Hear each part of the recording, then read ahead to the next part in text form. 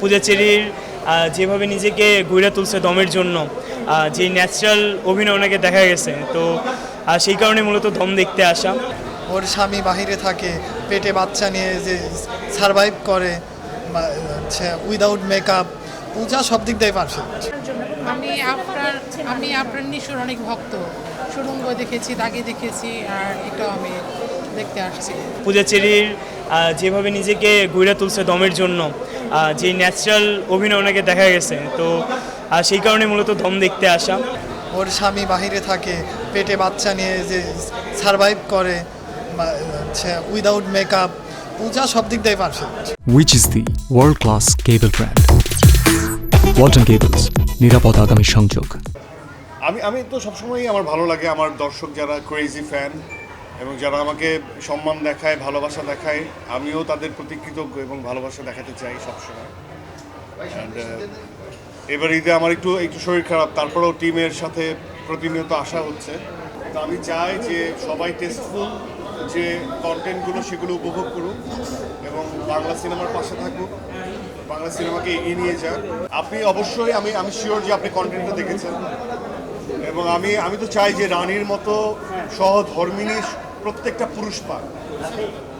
কারণ দিনের শেষে আমি কিন্তু এটা বলতে শুনি যে প্রত্যেকটা সাকসেসফুল মানুষের পেছনে, পুরুষের পেছনে তার সহধর্মিণী বা মা বা বউ বা মেয়ে, কোনো একটা নারীর হাত থাকে।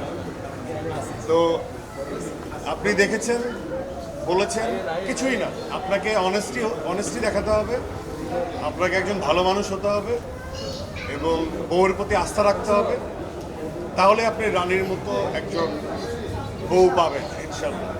এই ঈদে যতগুলো সিনেমা মুক্তি পেয়েছে তার মধ্যে সবচাইতে বেশি সুসংখ্যা নিয়ে দম চলছে এবং এটা বিগেস্ট ওপেনারও ছিল রিসেন্ট টাইমের মধ্যে, মাল্টিপ্লেক্স বিগেস্ট ওপেনার।